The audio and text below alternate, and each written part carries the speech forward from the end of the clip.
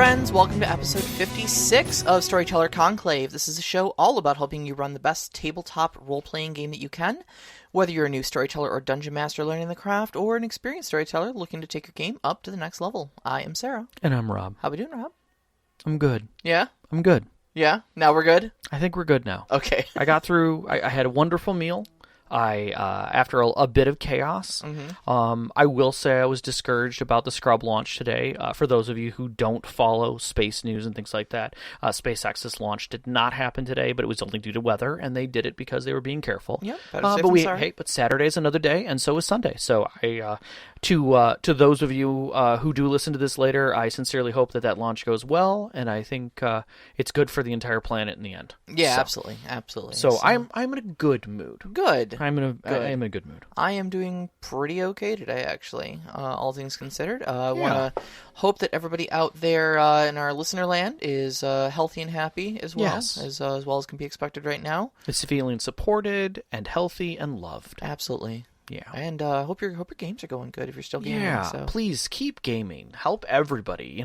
Connect with people, tell stories, stay close. Mm-hmm. Hey, Rob. Yeah. Question for you. Certainly. So have you ever had it where you were starting up a game, mm-hmm. okay, and you were kind of doing your session zero thing, and people were bringing their character concepts to you, their character builds to you and whatnot, and you've got a handful of players who are like, I think I'm going to play maybe a wizard this time, who comes from the desert lands, and you're like, okay, that sounds fun. Sure. Oh, I'm going to play a bard who's maybe a little shy. Oh, okay. Sure. That sounds neat. And then you get someone who comes to your table and says, I'm playing a 4th level warrior, 3rd level warlock, 1st level bard who specializes in rapiers and has this feat, and this feat. And you know exactly what is going to happen at your table. Yes. There's a lot of names for that. Yeah. Obviously, the first one that comes to my mind is a combat twink, or a combat monster, or a min-maxer. Min-maxer. I think a min-maxer is probably the most frequent name for it. Yeah, I think it's the easiest way of talking about it, and it's something that is often used in a negative connotation. I don't think all the time. I think min-maxing can be done differently, but under that context, yeah, it feels negative. It feels like it's anti-game. A little bit. I'm here to win. Yeah, and that's I think a lot of the connotation that min-maxers get. I think that in a lot of ways it kind of becomes synonymous with power gaming. Yeah. But I think there's a bigger discussion to be had there, because I don't think that min-maxing is always necessarily a bad thing. And I think there's a time and a place for it, So first off, let's talk about what min-maxing is. Okay. So for me, personally, I see min-maxing as any time you take a game system and you look at its core basic abilities and stats, and you find a direction and you needle point your character hard in that direction. If I'm going to be a fighter, I'm going to be the best fighter possible. I'm going to do the most damage. I'm going to be able to maybe tank really well, or I'm going to be able to tank everything and do a little bit of fighting. Or I'm going to be a wizard who can literally throw a fireball that does enough damage to wipe out anything on the in the area. Yeah. So that I am literally laser focused on my character design toward that end. Kind of a one-trick pony, but boy, oh boy, can you do that one trick really good. Yeah, and it kind of has the same definition to me. It's just not necessarily a power gamey thing, but that, yeah, you want to be laser-focused on doing the best, most efficient job that you can. I think, Knox in the Box, when we were originally broaching this topic, soliciting questions for the show tonight on the Discord, was even saying, isn't that just efficient? And yeah, it kind of is. It is, and I think that is, there are layers to dealing with min-maxing. I don't think you can say, you can definitely say there's a level of efficiency. Yeah, sure. Which I think Shadowrun you have to be efficient in. Right. If you're not efficient in Shadowrun, your character is going to be all over the place, and it's going to feel cumbersome. Whereas if you're not efficient in 7th Sea, that really doesn't matter much. Like you can still play and enjoy the game in a completely different way. You still bring some skills to the table because there's kind of a lot of different flavors in there.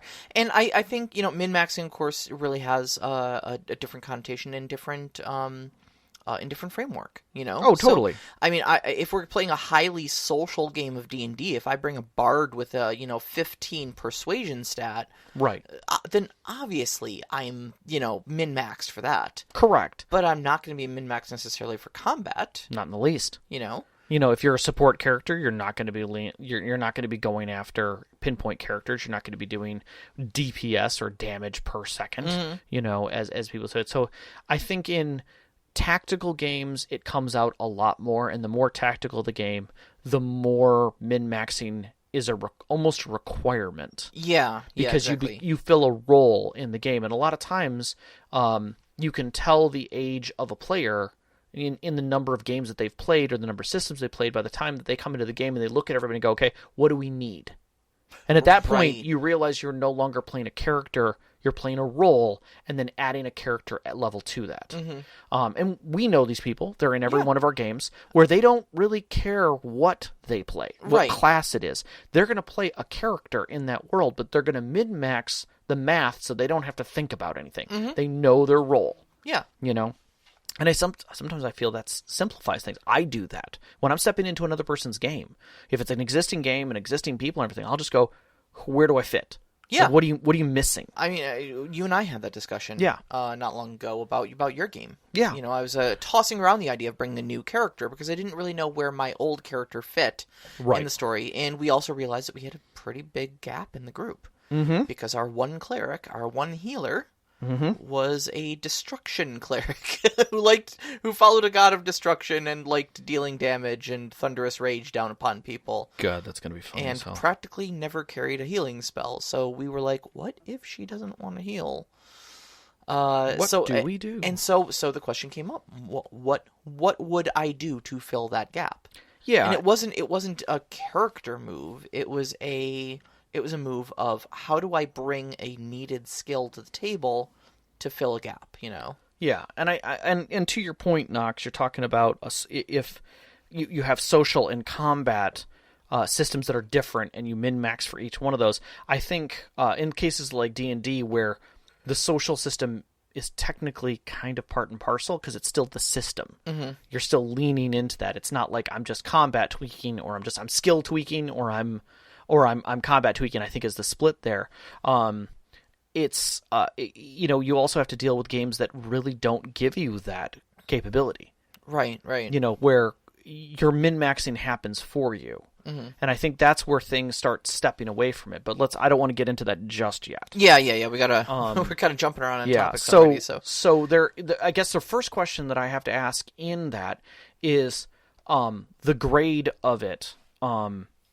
Is it a matter of the system that drives it, the player that drives it, or the storyteller that drives the need for min-maxing? Right. And honestly, I think all of them. Okay. I think all of them under certain circumstances. For instance, it's a system driving it. Like you said, Shadowrun. Shadowrun is a very it's a game based around a specific activity. Okay, there's not a lot of, at least in my experience, a lot of just day-to-day slice of life RP that takes place in Shadowrun. Right. Typically, you have a group of runners that get together, hired by a Johnson, to do a specific espionage shadow run, a mission, essentially, for corporate espionage purposes. Right. And that's what the game is based around. So, first off, to fit in that world, you have to have a particular set of skills. Skills that could become very... Wait a minute. Sorry. I love that you went there. But you do, though. You do, though. You have to bring something to the table. Yes. So, very much like a lot of your Shadowrun styled it's basically styled around a lot of your heist movies. You've got your wheelman, you've got your safe breaker, you've got your muscle, you've got your whatever. But just take that into 2050 or 2060 or what are we on, 2070 now? Something like that. If Overwatch was here, we'd know. Exactly. But if you're not bringing something to the table, if you're not min-maxed into something, you need to have a set of skills that makes you the wheelman, or makes you the safecracker, or makes you arm. the muscle. Yeah. or the face or whatever yeah. you want to do, you know. And so you almost need to be min-maxed into something like that, or you're Right. going to get people killed and you're just going to fail at your job. Well, and also I would say that the game, and I'm probably going to get a little flack from this, but even I think some of our other people who've played it for a long time will admit this. 95% of the book is how to work within the combat tactics of the system. Yeah, yeah. There's very little in that game beyond story and conjecture about how to roleplay in that world. Mm-hmm. And I think that scales it in that direction. Like, it doesn't outright discuss how to handle backgrounds. Right. Or how to handle history. Or how to handle interaction with things. It gives you the world. It tells you a lot about it. But it expects within the 20 questions for you to answer those and kind of come up with something. Mm-hmm. And I do think it's respectful. I think it does it well. But in the end, if I go and play a Shadowrun game like I did at Gen Con, there's almost no role-playing in that game. Right. It's just the role-playing is flavor on top of a tactical game. How am I doing my job? Correct. I kind of liken Shadowrun a little bit to like Cyberpunk Pokemon. No, it's not Because a bad way. when you're building your Pokemon team, you know, you got your 6 Pokemon, you want to have a good fire one, a good electric one, just in case you run across a water type, you know, Yep. and you just throw it out, and it's like, Johnson used Decker used Matrix Attack. It's super effective, you know? Yes, exactly. And then every once in a while you get, you know, your random Team Rockets jumping in and screwing everything up. Exactly. Who are funny and ridiculous. So then you step away from Shadowrun. Yes, it did wound me. I will say that, Knox. It wounded me. But it's not the only time I've played Shadowrun outside of table games with friends, and each time it's been very technical. Yeah. And I understand it. I get it. 100%, it's a game that's heavy on numbers, and you have to get through those technical moments. But I think some storytellers overweight it. That's all. Yeah. That being said, you start gauging back to things like D&D, which do incorporate things like backgrounds and do incorporate things that have story weight that really don't have a weight on combat at all. Mm-hmm. Like the fact that I get a miscellaneous item that is a broken sword and I have to explain why I have it. Right. You know, or right. or in some systems, like, why do I have a bond to another character? Mm-hmm.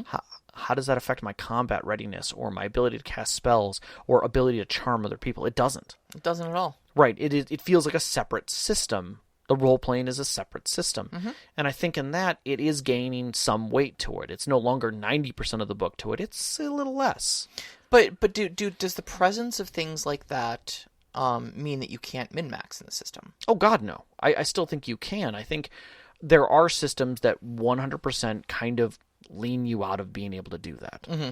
And that to min-max in them means kind of being violent to the system and the heart of where it's going. Yeah. I think that's a great way of putting it. Violent to the system, almost like spitting in the spirit of the game itself. Like Correct. The game is meant to be played one way, and you're almost wrenching it back around on itself and just saying like, no, we're gonna do it this way. We're gonna do it this way, and we're gonna fighting tooth and nail to get numbers crunched into it. Yeah.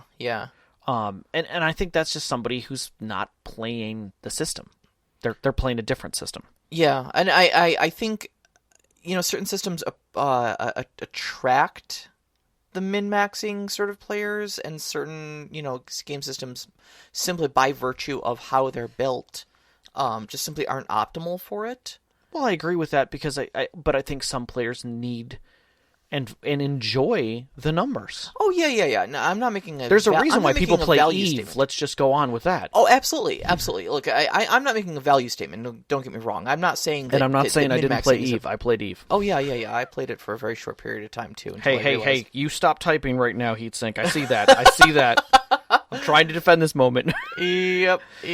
But no, but that's the thing is that there's a certain love by people for those game types. Mm-hmm. And I see it and I understand it. Oh, absolutely. And it makes a lot of sense to me. But at the same time, you're going to have other players who are looking at that like, I want nothing to do with that. Like, this is just troublesome to me, and I would much rather just enjoy the story. Mm-hmm. Like, why do we have to deal with, 20 minutes of combat? Right. And 10 minutes of talking about my character?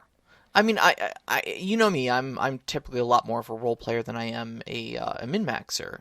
Way more. But at the same time, though, there are certain times when I would really like the power to back my words up. Mm-hmm. And being able to have a character that is in a position to snap their fingers and just, wreck the entire table Yes. is kind of nice. No, it's good when you can be that person and have those dramatic moments and enjoy the flavor of those scenes.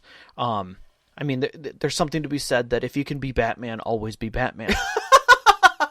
Yeah, that's kind of the story there. And again, if Overwatch were here, he would be Batman right now. And that's the thing is that if you can do it, why not lean in that direction? It doesn't mean you have to force yourself, but if you're capable of understanding all of the mechanics to a system, there's no reason not to enjoy the system. And because you know the mechanics of the system, now you can enjoy the other aspects of it. Exactly. And honestly, that's a very valid way of going. Yeah. Because, I've watched a lot of good poker players enjoy the game. They don't play to win. They play to enjoy the game because they understand the game. Yep. But they're amazing at it. And they could cripple people, and do sometimes when they realize someone else is no longer letting other people enjoy the game. Right. And that's rude. So I think any system can do that. We could be playing Monopoly with role-playing. It's a standard system, but you could min-max Monopoly and really ruin it for everyone. You absolutely can. Yes. And I think that kind of analogy falls into story is a very easy way to look at any tabletop system, because Monopoly does have worlds. You can go and buy different worlds of Monopoly, and literally, I've seen it almost at every one of my games that I've ever played of Monopoly with people roleplay. It happens. You just do it. You naturally fall into it. You play up the world a little bit. But there's always, well, not always, but sometimes there's somebody at that table who is just playing effing Monopoly. Yeah. They don't care about what the world is. They don't care about who's doing what there and how they're having fun with it. There's a goal. They're there to win. There's a the goal freaking in this Monopoly game, and I'm going to win it. Yep. Yeah. When do you think that it can be helpful? When do you think that where do you think is a situation where min-maxing actually enhances the game for people? Because it's such a narrow scope in min-maxing, I think it helps people because it can simplify what they need to know. So, for instance, a good example is my wife was playing Shadowrun with us, and she basically said, I don't want to play something challenging. I don't want to play a Decker. I don't want to play a Street Samurai. I just want to play a simple and without missing a beat, Overwatch looked at her and said, play a troll. Just be a physical troll, just giant piece of meat, beat ass. Yep. And just have a shit ton of luck. Oh, okay. How does that work? Whenever you feel like it, scoop up some of that luck and roll it. What happens when I punch somebody? You have this pool of dice. You have this bucket right here. And it simplified the game for her, and it allowed her to be silly and fun and not worry about things. Yeah, exactly. And I think we do that in digital games all the time. When someone comes into a new game to a system that other people have played for a long time, oftentimes they'll ask, what's easy? And I think that's where like fighters got the reputation for being the easiest D&D class, because at the end of the day, a fighter is just min-maxed towards swinging a weapon. And what's the most basic combat mechanic? Swinging a sword. Swinging a sword. How many times do I get to swing it? Yeah. What is the dice for my sword? Yeah, exactly. That's the simplistics of it. Can it get complex? Of course it can. Can you min-max down an aisle? Of course. And D&D specifically pushes you to mid-maxing.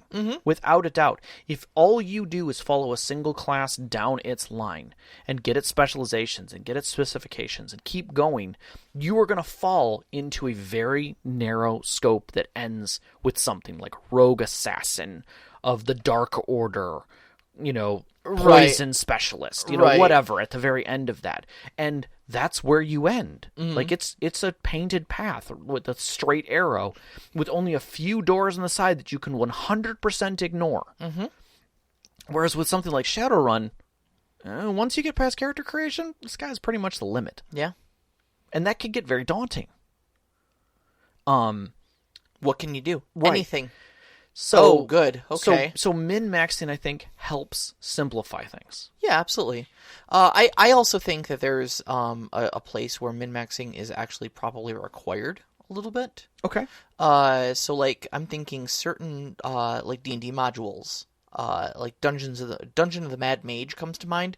Mm. I've never played Dungeon of the Mad Mage, but I've seen some stuff online where they're like, okay, so we were going into this fight, and the big bad evil guy in this room TPK'd us in one turn, Yeah. sort of stuff. So, like, if you're bringing a fluff character into Dungeon of Mad Mage, and you're not optimized to You're do going to some get your damage, ass you're handed just to going to you. get your ass beat, yeah. Mhm. And you're going to be a Spanked all liability to over. your team. Exactly. So, kind of along the Shadowrun lines, you got to kind of build for it, And so I think there's definitely a time and a place. You mentioned earlier where sometimes it was set by the group, Yeah.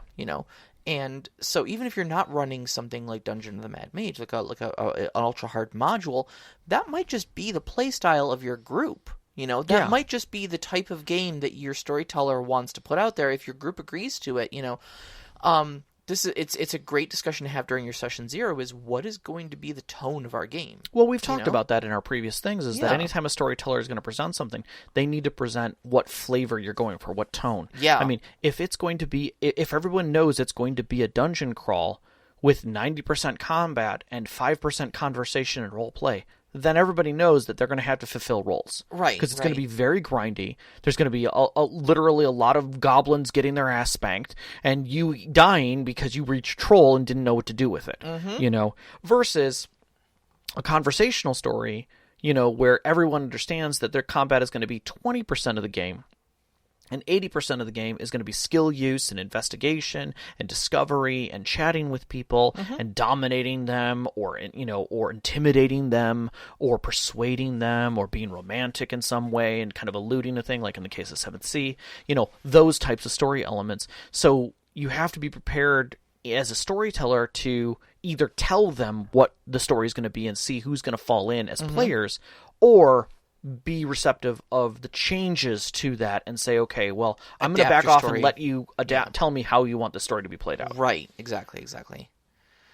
And of course, we talked about rules grindy games where it's just built right into the rule system, very much like Shadowrun and such like that. All right. So where does it just not fit? I would say there's you start sliding away from it when you start getting story focused. So games where really it's more about investigation and discovery of the plot and characters.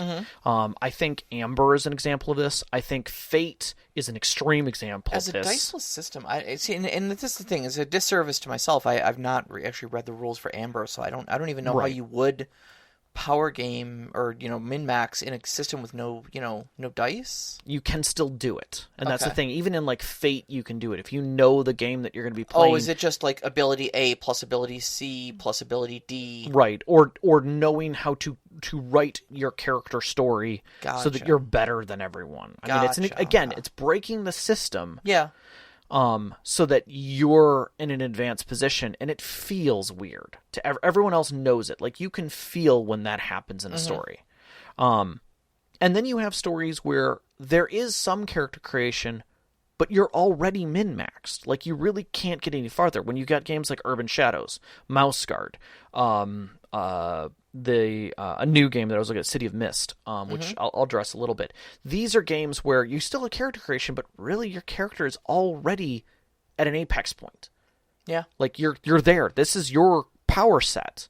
You're not really growing in said power set so much as you're growing in your story. Yeah, God, like even especially with like Urban Shadows and really all the Powered by the Apocalypse systems, there's not really any of the like typical character creation stuff. Not at all. Where it's really like, okay, check 2 things off of this list. Yeah. Okay, distribute 4 points into your attributes. Or just select moves. Yeah. You get 3. You get 3. And the moves are like power move.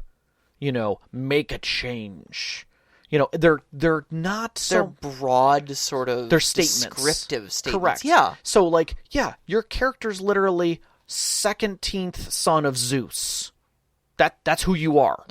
Like, you don't know anything else about you don't know how you came into existence, but you're a son of Zeus, right? That your power sets are make a move. You can change the world, but only a little. And gives you a rough example of what that means. Things like that where the power is so broad that it is more of a conversation between you and the storyteller on what you're doing when you do that. Yeah. And less about, I am a finite thing and I did 19,000 points of damage. Right. You know? It's not your +3 battle axe plus your battle axe mastery plus your sneak attack plus Right. But at the same time, you do tend to lean automatically into something. Like, if I'm a ghost, most of my spectral powers are going to be pretty freaking badass. Well, yeah. But I'm pretty much crappy at everything else. Sure. I'm not much of a talker, you know. Mm-hmm. I'm not going to be there holding you a cup of tea. I mean, you're still gonna end up as things that you do good at. Like, we talked a little bit about Fate. Most of my experience with Fate is with the Dresden Files setting. And, so you're still going to have your archetypes, your supernatural archetypes. Like, wizards are going to be good at magic. Like, inherently, if you build a wizard, that's just what you're going to do. It's not that you're min-maxing, it's just that that's where your particular skill set lies. Exactly. So, I mean, I don't think it's min-maxing necessarily to have a skill set. No. It's just when you really start crunching the numbers to eke out that last little 2% of, Right. And I think also that when you try to manipulate the story to fit all of your powers all of the time. Right. So, yeah, there's that old phrase that I love using. If all you have is a hammer, every problem starts to look like a nail. I think it's more along the lines of, you tell your storyteller, this is a nail at all times. Well, that's what I was going to say, is trying to manipulate as many nails onto the table as possible, because all you brought was a hammer. Right. And it's the best damn hammer you could make with that role-playing system. Right. But yeah, when you start trying to manipulate the story into a bunch of nails... Yeah, like, your character is great at fire. You can light anything on fire and flame and blah, blah, blah, and oxygen and whatever. And then literally in every situation you get into, the first thing you do is light the room on fire, or create fire, or try to burn something so that you have the upper hand at all times. Like, I walk around with a Bic lighter playing with it. That's my trait. That's my knack. I just constantly flip open a Bic lighter at all times. And if I can't do that, I just don't involve myself in the situation. But that's what you're like, wait a minute. So at all times you have a flame available so that you can just light something on fire. Okay, dude. Okay, yeah, you're... but I'm just finicky. That's all I'm doing. But literally in every scene when combat happens, well, I have my Bic open, so I'm just going to immediately start a fireball. Yeah, exactly. You're always prepared, Mary Sue? Always? Always. So, and I think that's where things tend to lean to, is that you're always prepared to win. You're always able to win with the power set that you have. And that right there is when it starts straying into power gaming. Mm-hmm. And we'll get to that in a second, but I actually want to grab something that happened in our live chat right now. Sure. So Knox in the Box, who I've mentioned before, is in the gaming group with me that my boyfriend Heatsink runs. I want stories of weak... Oh, sorry, no, he says, Knox has a plus 19 to stealth. That seems pretty min-max, huh? Plus 29 with Pass Without a Trace. Epic boons! No, I don't think that's min-maxy at all, because you didn't build your character specifically that way. In fact, when you were building your character, the one thing you kept saying is, I don't want to play a ninja. I hate playing ninjas. I hate stealth. You liked all the other abilities in the Shadow Monk build, but you did not like the stealth aspects, and you did not want to play a ninja. It turned out that way, that you have, if the wizard of the group cast Pass Without a Trace, and with the epic boon that you didn't ask for, that you just happened to get as a story reward, because we did some good things for a powerful character in our story, that you ended up with a plus 29 in stealth, under certain circumstances. That's not min-maxing at all. You didn't ask for that. Sometimes you set yourself in a direction, and other times that direction is set before you. Yep, exactly. So, yeah, you stumbled into ninja, and you're good at it now. Or you could say, it's fate. Ooh, do the spooky voice. It's fate. Ooh, say it again, Mufasa. Mufasa. No, I think there's a certain point at which... you get to, and I come to this, and I know that the moment that I use this, Overwatch is going to jump on the channel and just scream blasphemy. It's going to happen. I've always had a feeling about people when you play games that you come to an evolution as a player, that you develop to where you want to be, and you see the playing field around you. Mm-hmm. You know, whether you really want to get more into role-playing, whether you want to do things. But at a certain point, everybody kind of twinks. Everybody plays with the numbers. Everyone tries to make the perfect version of themselves so that they can be the best and win everything. It's fun. And believe me, it's a lot of fun. I do it in video games all the time. A lot of people do. But a lot of times you just kind of want to sit back and play something different. Mm-hmm. You want to play it casually. And you do. You make a character that has some weird power sets and odd numbers, and things don't make perfect things because you want to enjoy the story of your character. Mm-hmm. You give them odd flaws, you know, whether it's like maybe they have like a fetish for leather. And so anytime like they're involved, like even the worst boss comes into the room and like, you know, you step up and you're like, excuse me, I know we're about ready to fight, but I have to ask, where did you get that doublet? Mm-hmm. I mean, it looks fantastic. The leather trim is perfect on it. Or you know, like my old character, the gladiator, who was addicted to magic. Exactly. And would chug random potions out right. of their pack. That wasn't something that I ever had to control as a storyteller for that character. You did it naturally. Mm-hmm. It was something that you put into the game. And some systems put in those flaws as something that the storyteller can play with, and other times players naturally just do it. And I think when you get to a certain point and you're comfortable enough with systems and games, you do it. You just pull those things out. And I think that is an evolution. Mm-hmm. I think that pushes you as an individual beyond what you're comfortable with of a system, because you are comfortable with it. You've come to own who you are at your roots, and now you're prepared to start doing things that maybe deep down inside you really always wanted to do. Now, see, Heatsink in the live chat here is actually bringing up a very good point too. So he's a bit of a min-maxer himself. What he says is, I do min-maxing to learn the system. First, I do it with a new system. I build a character and see how I can break it or min-max. Mm-hmm. Once you know the limits, you have a better understanding. And so, yeah, that's a perfectly valid reason to do so, is just to learn the play space. You know? I think that's common for digital or tabletop games. See how far the numbers can be pushed in any direction, so you understand what the limits of those numbers are. Mm-hmm. And you understand where your middle ground is. You understand what's weak, what's strong. Mm-hmm. I mean, I sat down a number of times with friends on multiple systems and made characters and pushed numbers and tried things just to see how far, like how much AC could I get out of something. Yeah. Whether I went dexterity or armor. Sure. You know, or what's how could I best maximize spells? Or is there a way that we could get a ranger to do more damage than a rogue? I saw something online the other day that was a halfling barbarian dexterity tank. Okay. Yeah, it was exactly that, though. It was ramping up dex as much as you possibly could, and then getting the unarmored bonus that barbarians get, and just trying to become the best tank you possibly could as a naked halfling. That's funny. And it worked remarkably well. I bet it did. All right. So let's move on a little bit. All right. When is it helpful? When is it helpful? Again, I think in because you asked me. Yeah. So. I think, like I said, in certain circumstances, it can definitely help to, if you've got a more combat tactical, crunchy game going on. You're definitely going to want to min-max. It's going to make you enjoy the game more. It's going to make you less of a liability to your other party members and stuff like that. Mm-hmm. I also think that in a certain way, like you mentioned earlier, coming in as a latecomer to a game or something like that, and you say, well, where am I needed? Yeah. What does the party lack? Mm-hmm. And I think the next inevitable thing that happens there when it's said, okay, well, we lack a healer, is you immediately make a life,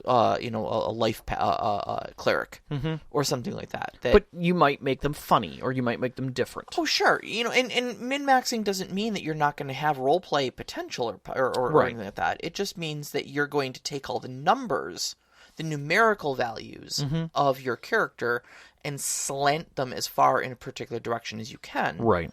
while still being fair and within the system. Mm-hmm. And helpful to the storyteller. Yeah, exactly. So you may make the absolute, like, I mean, take Ravana, for instance, in your game, okay?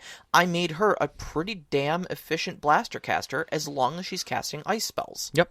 She does ridiculous things with ice spells. Without a doubt. And almost all of her repertoire is damaging, evocation, ice spells. Yes. That take full advantage of it. Yep. Now, if something requires a fireball, well, she's kind of SOL because she's min-maxed into ice. Right. You know? I mean, she can do other things. She can do other things. She's thrown lightning bolts and she flies and, stuff like that. I mean, it's not that she's a one-trick pony or anything like that, but she does one thing with ruthless efficiency. If you need something blown up with magic, or specifically frozen to crystallized, sub-zero temperatures with magic, she's there to do it for you. Right. Don't depend on her for, divination spells or Right. transportation spells or anything like that, No, She knows a little bit of conjuration, but that's only to summon what? An ice elemental. Right. Right. Right. But I think it's good to have a role within the group, whether you're that one, the latecomer who's saying, well, what hole am I filling in the group? Right. Or whether you're just agreed as a group that I'm going to play the fighter, you're going to play the healer, you're going to play the rogue. I think under those assumptions, we're all going to kind of min-max in our own particular directions, Right. And we'll build around that, whatever the story requires. Mm-hmm. I think it's very helpful to have that sort of purpose and that sort of direction, Yeah, I agree. I think sometimes people forget that there are also social positions in games. Sure. The leaders, followers, questioners, things like that we just kind of don't really recognize that we fall into those roles, but they come into stories. Mm-hmm. And sometimes that gets missed more than the tactical versions. Mm-hmm. So I guess then that brings up the question is, when is it odd? When doesn't it work? Like, what's the most weird places where it doesn't fit? I think right here where you wrote down mouse guard as an idea here for this discussion topic, and I think that's probably the one that fits the most, just because I have to constantly be reminded by our storyteller that we do not. There's no failure in mouse guard. No. There's no such thing as failure. There's learning. You succeed, maybe with some consequences. Right. But the story will always go forward, and you don't fail to do things. Right. And it's a really odd thing for me to have to grasp, because I've always come from this success-failure sort of threshold. Even in D&D, it's all over D&D. It's all in World of Darkness. You succeed or you don't. There's never this partial success. Well, it's the success or death. Yeah. Versus success. I mean, and the thing is that retreat is rare. Mm-hmm. It is rare. It is talked about, but it is rare, and it is not something that is ever seen as something supportive. Right. If you retreated, it means you don't get XP. Right. You don't get growth. Whereas with stories like Mouse Guard, you do get growth. You get growth through failure. In Correct. fact, failure is one of the specific growth mechanics. Requirement. Yeah, it's a requirement. You have to fail at certain tasks to be able to advance your skills and such like that, to have any character advancement. Yeah. So, and the idea that the story continues one way or another, and that's written right into the rules, it would seem very odd to power games, because you almost don't want to succeed all the time.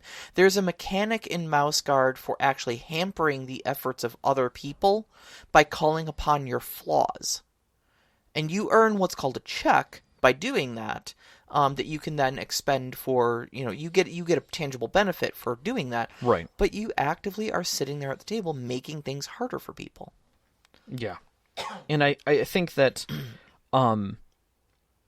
games that don't involve success and failure, but more lean toward the motion of the story, don't lend to that either. So yeah, you could win every single fight and still never really grow the story, because it just feels like it feels like you are growing in the wrong direction. You're moving the story in a constant combative direction, and in a lot of stories that have those kind of moments, and I looked at things like Constantine, you know, where the people who are constantly victorious in those are typically the villainy, because they have a power edge that they're trying to keep.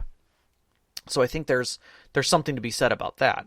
But reading our comments, people are already getting to where we're talking about, which is the power disparity. Yeah. Where you have players that are literally playing characters that are so far on the scale that they are completely and utterly useless, except for in that one capacity, and literally detrimental in any other capacity. Right. Like, oh yeah, I'm a fey creature who can literally dish out, 12,000 damage with a bow and can slip into shadows and slip out of them instantaneously and move from point to point.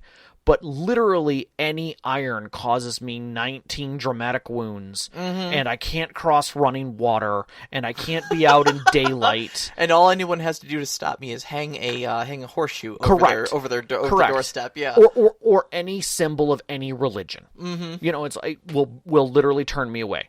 Okay. Oh, and by the way, if there's a baby within sight, I have to steal it. That sounds great. I would love to have that character, she said sarcastically. Right. And it's like, really? How you... Or you have the players who literally set up all of their detriments to be things that don't exist in the world that is created. Yeah, that's I think the big one right there. Is you'll see that a lot in like the unfortunately named merits and flaws. Yeah. In White Wolf systems where it's like, okay, so my character, I took 1 point for smokes, 1 point for addicted to video games, 1 point for, all these other things that are basically, and they just kind of pawn them off as normal behaviors and stuff like that. Those aren't things that are really ever going to, like, unless your storyteller is completely on the ball, but you've milked like 4 or 5 extra merit points out of that where you can look. Now you have a merit that's a 5-point merit that is protected by an angel. Right. And can be called on, once a game session to literally... Because you smoke and play Fortnite. Exactly. I think that's leaning a little hard into something. Yeah. So, I mean, it's one thing if you use that power as something role-playing wise, and I would heavily agree that would be a fun thing to have. At the same time, if you literally use it every combat encounter as literally a secondary damage point, right? To basically just constantly win, come on now. And I think that brings us to our last point: is when does it start becoming power gaming? When you're trying to win, over the storyteller, not necessarily the story, the storyteller, right? Like it is when the tables turn and the storyteller has to try and combat the player. One of my worst memories was actually when I was running my adventure game. As great as those 2 sessions were, the player that I will not name, of course,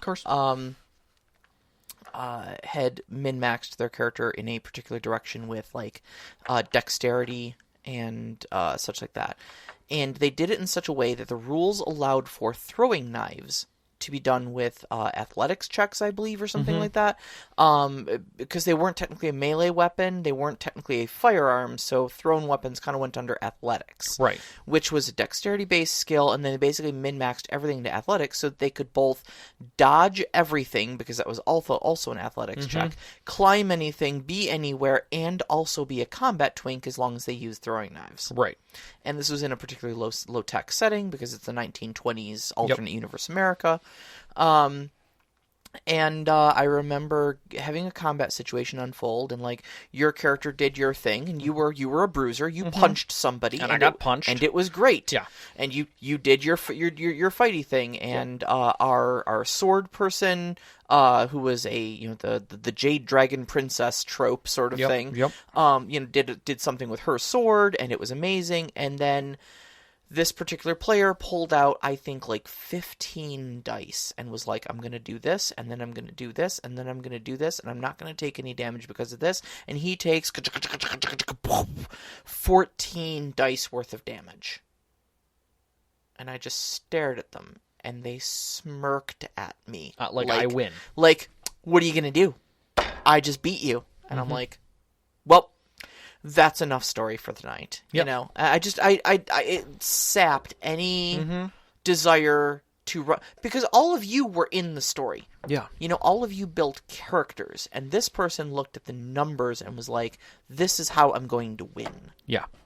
And that's, I will say, I have leaned into moments where I have twinked something to go after a storyteller after being in a game and realizing this person is out there to kill the players. Mm-hmm.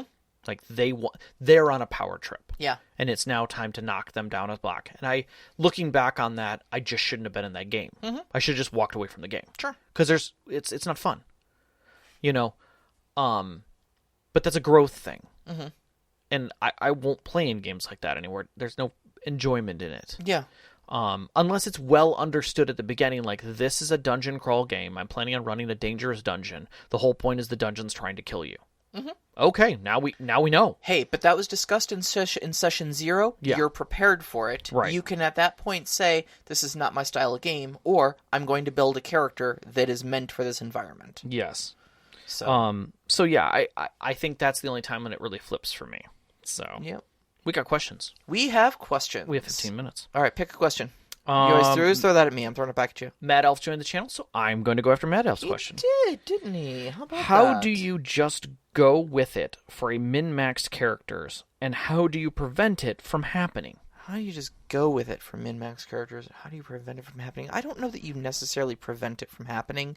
Maybe if you see it happening in a detrimental way, maybe have a discussion with the player, basically just letting them know, like, I see where you're going with that, but this is not the type of game that we're running. Mm-hmm. You might find it more enjoyable to mix some social skills in there. Think about your background a little bit, you know. I think and some plot hooks. Yeah. I would say phrase it probably more in the way of that you're concerned for the player's, you know, happiness at the table. Yeah. You know, I see you've built a character who's very, very good at combat, but I want you to understand that combat is only half of what we're going to be pursuing here. Mm-hmm. There's going to be a lot of social play. There may be whole game sessions where combat doesn't happen. I want to ensure you're still going to be able to enjoy yourself in every game session. Right. So maybe can we think about rounding the character out a little bit? Yeah, I think for me, it is a lot of that, but it's also like, I look at players and see, like, is this player going to enjoy my story, regardless of what they play? Yeah. And I think for me, it doesn't matter if they're min-maxed or not. It shouldn't. That should only matter for me on how I roll out my encounters. Yeah, yeah. If my players aren't min-maxed, I'm not going to min-max my encounters. I'm going to play with them and have a lot of fun with them, which I still do. But I'm just going to do it more. If I have a player who is exceptionally numbers heavy, I might lean into that for their encounters. Yeah, yes. Like, oh, they're a duelist. Great. I'm going to have duel scenes for them. We're going to have like a dozen duel scenes for the D'Artagnan of this group. It's going to be fantastic. The rest of the characters who are also swordsmen, who kind of suck at it, we're going to do those in a lot more fun ways. Yeah. You know? I'll say this, Mad Elf. Sometimes you find things like if this particular character is a sorcerer that specializes in fire spells. Yes. You might sometimes throw them a curveball by making the enemies that they're fighting immune to fire and making them lean on other skills or something like that. Yes. And sometimes you toss them some red meat by putting a bunch of highly flammable mummies in an enclosed space. And then you hear them say, the center of the fireball goes here. All right, your question. Draven would like to ask, do you ever think it's appropriate to tell someone they're building their character too efficiently and it's making it hard to balance content? My first response is LTP, learn to play. As a storyteller, remember that you are in control of the game. You have ultimate authority on how the balance of the game can happen. Yeah. The second part of that is, I know your pain. I feel it, and sometimes I think you want to talk to players in a group where one is super efficient and the rest of them maybe aren't. That's, I think, where I think a lot of this pain for this question comes in for me, is when you have one player who min-maxes and all the rest just want to play the game. Right. And I think for that, you run a much larger risk of them playing the numbers game every time you play the game. Mm-hmm. but that's the game they want to play. That's what they really enjoy. That's their psychological tweak. That's what tickles their mind. That's the roller coaster they like to ride. But, okay, and I get that. And I get that. And I don't disagree with you that everybody at your table should be having fun. But first off, remember that the storyteller is a player. And so if it's not being fun for you, at what point do you sacrifice your fun to make sure that your players are having fun? You don't sacrifice it. You make it work for you. And that takes a lot to figure out and takes time. It does. And that's because I've run into a bit of that with my game, where there are certain encounters where you guys just have someone has that one skill that just, they just handle the thing, and you're like, that wasn't even remotely challenging, to the point where all the dramatic tension of the scene as I wrote it was completely obliterated, and it became a minor speed bump for you instead of a dramatic point, And that's that. It's really disheartening. No, 100%. When it happens. I agree 100%. No different than when you write up a master riddle and you have all these things. And you're like, okay, they're going to find this, and then that's going to lead them to this, and that's going to lead to this. And instead, they literally read the first riddle and they're like, oh, it's this guy. And they go right to the guy's house and, based on trivial information, capture them. And you're like, now they have the main villain. Great. What do I do now? Did we do that? It's It's an oddly happened. specific example. It's happened. Now I feel kind of bad. Don't, because as a storyteller, I had to then stop. Just like any other situation, you have to stop, roll your mind back, and say, okay, how can I be better? Because you're a player. You have to figure out what is the change that you need to make. Sure. And sometimes the story just goes on. It does. Okay, so you missed that one dramatic point. That doesn't mean your game is over. Make a next dramatic thing. Learn from it. Roll with it.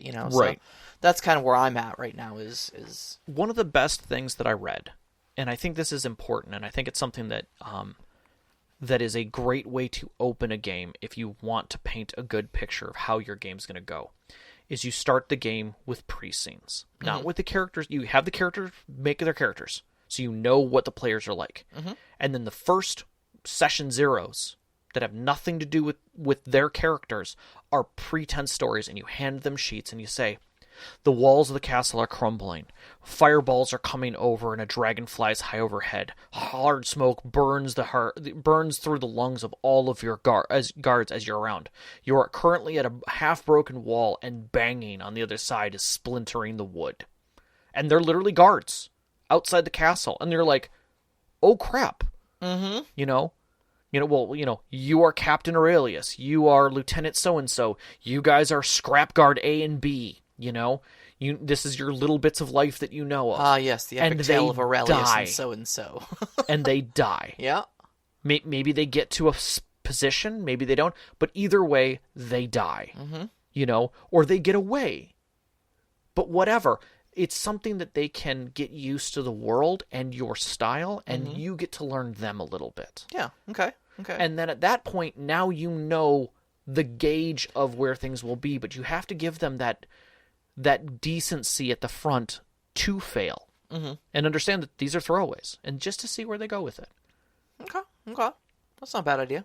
I think with seasoned players who are making their own characters, it's good. Yeah. I think with new players who don't even know a system, you might not get the exact same effects out of it. Yeah, I'm sure, because they're going to be spending so much time trying to figure out the system. Then, right. All right. Nox has got some questions here. All right, so min-maxing. Yes. To my way of thinking, seems like a very cool and calculated way to play. Since people aren't always so calculated, do you find that having a richer backstory or moral compass to drive character choices actually might be something that negates min-maxing organically? Choice X might have a better outcome, but isn't something my character would do. Yeah. That makes sense. Absolutely. I think min-maxing is more of a character creation thing than a gameplay thing in most aspects. Min-maxing isn't always about making the choices that are most efficient, but rather building your character to do something in the most efficient way. And then from always the doing get-go. that. Yeah, and then try to manipulate the situation so that you're always in that situation, where you're always the best tool for the job. Yeah. So, yeah, we've said it kind of in the course of the discussion that just because you min-max doesn't mean you can't roleplay. Mm-hmm. And the two actually go well hand in hand. Mm-hmm. It's when they stop going hand in hand that you start straying into power gaming and whatnot. So, yeah, I think there's an aspect of metagaming to that where you're looking from the outside as a game choice of like which is going to be the most optimal choice than rather what would my character do. Yeah. That's more of a metagaming problem than it is a min-maxing problem. I liked a story where there was a face who basically could walk into any situation and was like a master face. That was what they were. They could slice or hack into something simply. They could, they had good hand skills so that they could pull out IDs and things like that, or steal real quick, and they had the best face. And literally walked into a scenario where the first thing that happened was like they walked in the door thinking they were going to slip past all the stuff and get into this room and steal something, and they open the door and the face is sneaking in the door, and he's just like, he opens the door and it's someone who knows him, and they look like, "Oh, Marcus." And he goes, walks over to the couch, sits down, pulls out a cigarette, taps it, lights it. And, like, the fighters all look at him like, "What are you doing?" "It's not my job anymore, love." And literally that's what he did for the scene. Oh, he geez. literally just sat down and had a cigarette while a fight happened because he was useless. But he role-played that he was useless. Yeah. Like, he kept in character. "You're doing great. Seriously. Just keep that up. Mm-hmm. Hey, no blood on the jacket. I need this watch jacket." out behind you. Exactly. Yep. Oh, he's going to feel that in the morning. Exactly. Like, and that was the thing about his character, was he role-played through it. That, like, this is all I'm good at. Like, I don't know why I got hired for this job. I'm literally useless. And he would always play that he's useless, but he has that one or two things that he's really good at. Sure. Like, "How do you have one of these cards?" "I swiped it from the guy in the lobby." "You what?" "Yeah." "The armed guy." "Yeah." "I'm not going to ask." "No, you probably shouldn't." You probably shouldn't. "What, didn't he keep that in his You don't ask what pocket it was in. I have it. So that's the kind of thing. You get to those moments. So yeah, I think it helps a lot. Does it starting players on a higher level encourage min-maxing? Should they not miss out on the experience of being low-level nobodies? An experience that might make them appreciate the personal character struggles and the world that they are struggling in. Okay, so that's two questions. Does starting players at a higher level encourage min-maxing? Yes. Yes. Without a doubt. Without a doubt. Because you're talking about levels, period. That's what lends it into that. Already, when you're telling somebody that they're starting at level 12, they're already starting to do the math on what can I fit in 12 levels. You're already starting with a number. Right. Yeah. Yeah. Now, if you start by saying you're a traveling band of minstrels. Okay. Now I've got a character idea. And then let them drag that out of you of like, okay, minstrels, we're playing D&D, so it probably means bards, but not necessarily. No, you don't have to be a bard. No. Okay. Your profession will be an entertainer of some sort. What if you're all clerics? You could just be like gospel singers. Yeah. I mean, whatever. Whatever. Okay, what level are we playing with here? Okay, Right. now we're getting to... Yeah. But I've already started you out on a character concept, Right. and now you're going to try to make your character fit your concept, not dealing with a bunch of numbers. Yeah. And now, if you start it as low level, will you appreciate the personal struggles in that world? Yeah, sure. But I think that happens. You have to be in the world to appreciate it, regardless of what level you are. Yeah. I mean, my current game, you guys started out pretty high level in this new area, but you're stumbling because you're different. Because we're fish out of water. Yeah. Yeah. So yeah, we're pretty close here. I think starting them out at lower level does, but you don't always have to do that to get them to appreciate things. A good world building, I think, can do that for you. All right, next week's topic: how to get characters to interact with each other. Encouraging role play at the table. That'll be a fun one for us to discuss. All right, you can find us on Twitter at st_conclave, on Instagram st_conclave. You're listening to us live every Wednesday night at 7 p.m. Eastern Time on mixlr.com/storyteller-conclave. And you can find the link to our Discord in our Twitter or up on our website at storyteller-conclave.blueberry.net. Come join the Discord, join us in the discussion. Please do. I mean, it's so much fun to see everybody talk back and forth, especially our Patreon members, Nox, Sam, and the Arcane Asylum. We love having you guys. please continue joining us in our live chats. It's one of the most fun things that we have, and we'd like to thank the Mad Elf for joining us this month, as it was his winning month for being able to jump in the chat. I hope you really enjoyed it, and we hope to see you more. Our intro music is Beyond the Warriors by Geefrog. You can find that at geefrogmusic.weebly.com. Our outro music, which you're hearing now, is Only Our Footprints in the Sand by Midair Machine. You can find that at soundcloud.com/midairmachine/tracks. A big shout out, as always, to our families, Vicky and Sean, for supporting us, all of our friends who've sat with us at our tables over the years, and you, each and every one of our listeners. We love you so much. Thank you. Good night. Good night, everybody, and be safe. We love you all.